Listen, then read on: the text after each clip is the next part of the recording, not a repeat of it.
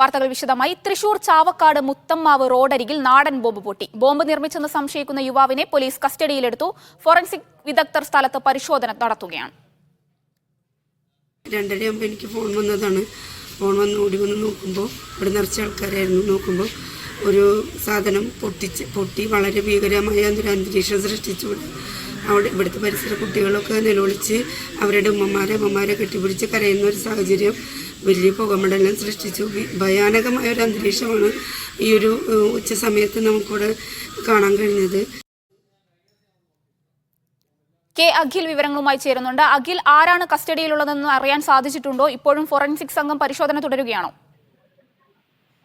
ഷഹാന, ഉച്ചയ്ക്ക് 2:25 കൂടിയാണ് ഈ ഒരുമനയൂർ പഞ്ചായത്തിലെ 6ാം വാർഡായ മുത്തമാവ് സെന്ററിന് കിഴക്ക് വശത്തായിട്ടുള്ള ഇത്തരത്തിൽ ഉഗ്രശബ്ദത്തോട് പൊട്ടിത്തെറി കേട്ടത്. നാട്ടുകാർ ശബ്ദം കേട്ടാണ് പുറത്തേക്ക് എത്തിയത്.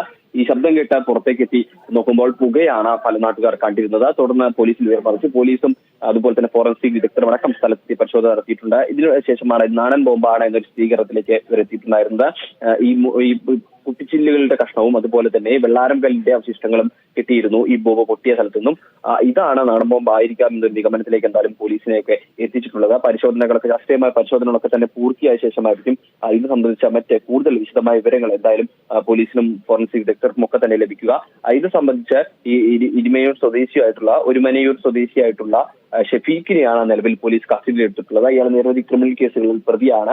ഇയാളായിരിക്കും, അതായത് ഈ ബോംബ് പൊട്ടുന്ന സമയത്ത് സംശയാസ്പദമായ സാഹചര്യത്തിൽ ഇയാളെ കണ്ടതിന്റെ അടിസ്ഥാനത്തിലാണ് പോലീസ് കസ്റ്റഡിയിലെടുത്ത് ചോദ്യം ചെയ്തു വരുന്നത്. ഈ ചോദ്യം ചെയ്യലിൽ നിന്നും വ്യക്തമായ എന്തെങ്കിലും തെളിവ് ലഭിക്കുമെന്ന പ്രതീക്ഷയിൽ തന്നെയാണ് പോലീസ് സംഘം ഉള്ളത്. നിലവിൽ എന്തായാലും ഇയാൾ തന്നെയാണ് ഈ ബോംബ് പൊട്ടിച്ചത്, അല്ലെങ്കിൽ നാടൻ ബോംബ് പൊട്ടിത്തെറിച്ചതിന് പിന്നിൽ എന്ന കാര്യത്തിൽ ഒരു സ്ഥിരീകരണം വന്നിട്ടില്ല.